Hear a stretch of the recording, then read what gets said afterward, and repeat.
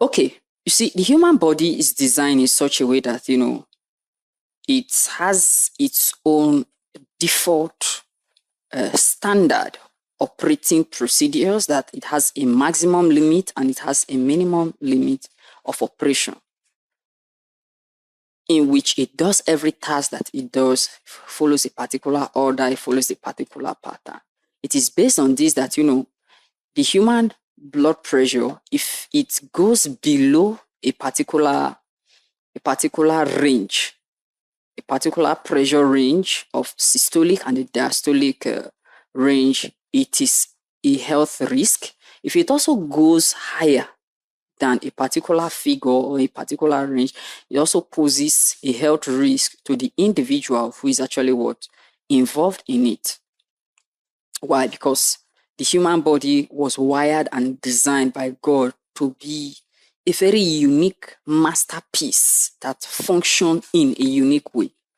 And this particular unique masterpiece, the only thing that can actually destroy how it functions, destroys how it behaves, or alters how it behaves, is actually humans itself.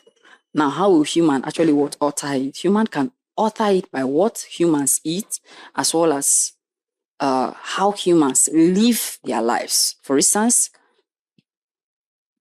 if you're a person who eats anyhow, you live your life live sedentarily, heavily, you take food that contain a lot of carbonated, you take a lot of carbonated drink, a lot of fatty food, a lot of, caffeine, you understand the high risk of having high blood pressure in a very short period of time, because you are subjecting the heart to working to excessive, let me use the word excessive workload.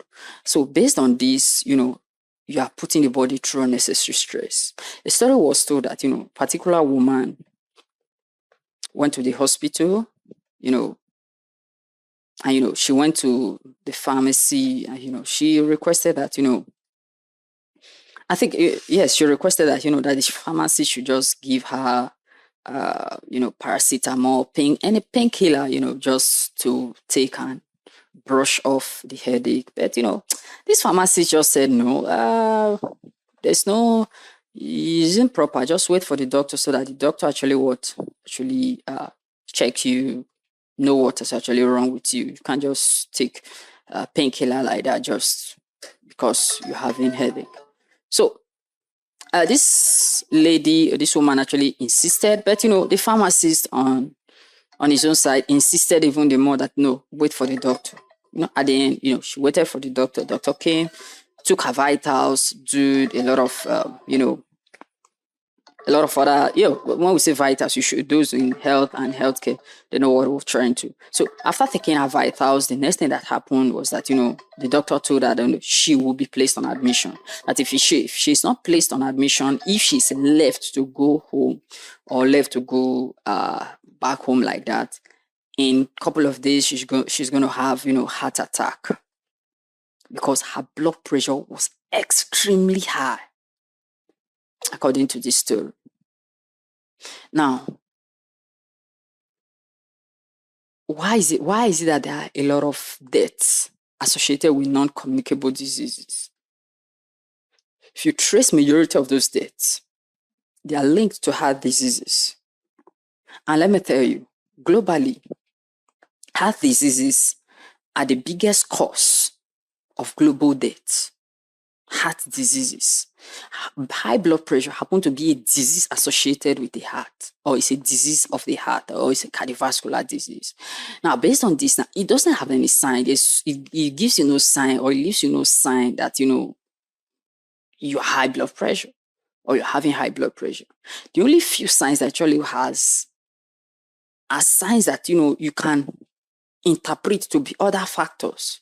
So it's the reason why we say that when some certain when your body is giving you some certain symptoms repeatedly, that you should just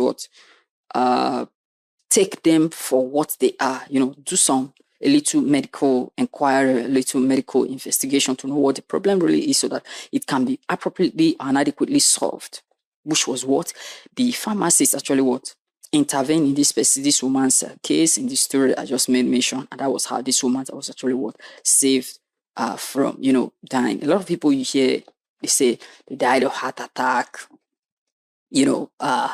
heart attack to be precise. Majority of them, it's actually as a result of high blood pressure. Majority of even educated people, we're not talking about uneducated people now. A lot of educated people you see on the street, they do not know what their blood pressure is. They've not checked their blood pressure in the last 2 years, in the last 3 years, in the last 4 years. They just believe that it's normal, whereas it's not normal. You're eating every day, you're doing all kind of things, you're not checking your blood pressure, you're putting yourself in danger. Now, despite the fact that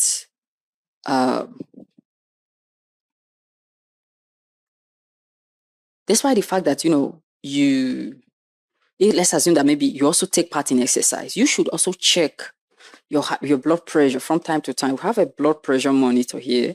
At our lab, we have various type of, of blood pressure. This particular one is the wrist type. You can see it here, is the wrist type. So this one is the blood pressure that you can actually get. You can get it and, strap it to your wrist. Strap it to your wrist and you start it. You can see the screen. You can see the screen just came on now. So you strap it and, it's actually based on the fact that it's it's very small in size. You can actually travel with it if you happen to be a traveler. You understand? So you can actually travel with this particular one.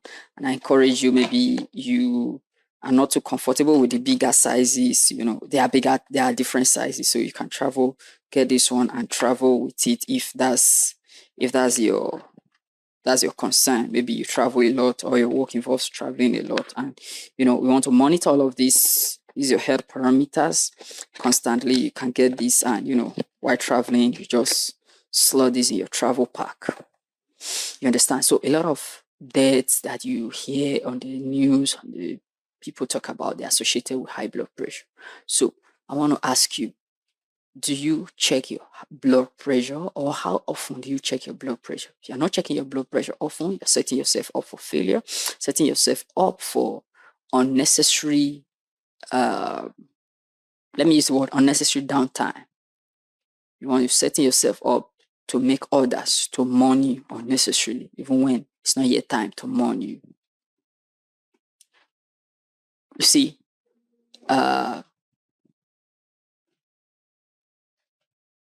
God created us, and He created us with knowledge.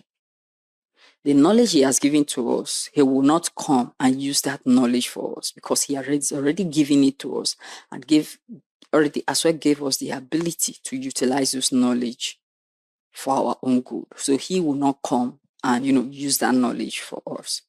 You understand? This is DELSU Exercise Physiology Laboratory. I want to tell you that check your blood pressure often. The minimum you should do is at least once a week check your blood pressure, either before bedtime or immediately you wake up from the bed in the morning. Check your blood pressure. Also check your blood sugar often. Blood sugar or glucometer, we now have a lot of digital ones that that are affordable, that you can actually get these days. And in some cases, maybe let's assume that maybe you cannot get, you can go to a nearby pharmacy shop. You can also do both the blood pressure, checking your weight and all of that.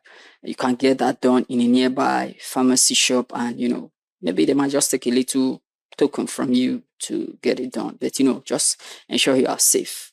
This is DELSU Exercise Physiology Laboratory. What you like this video, and I'll talk to you guys in the next one.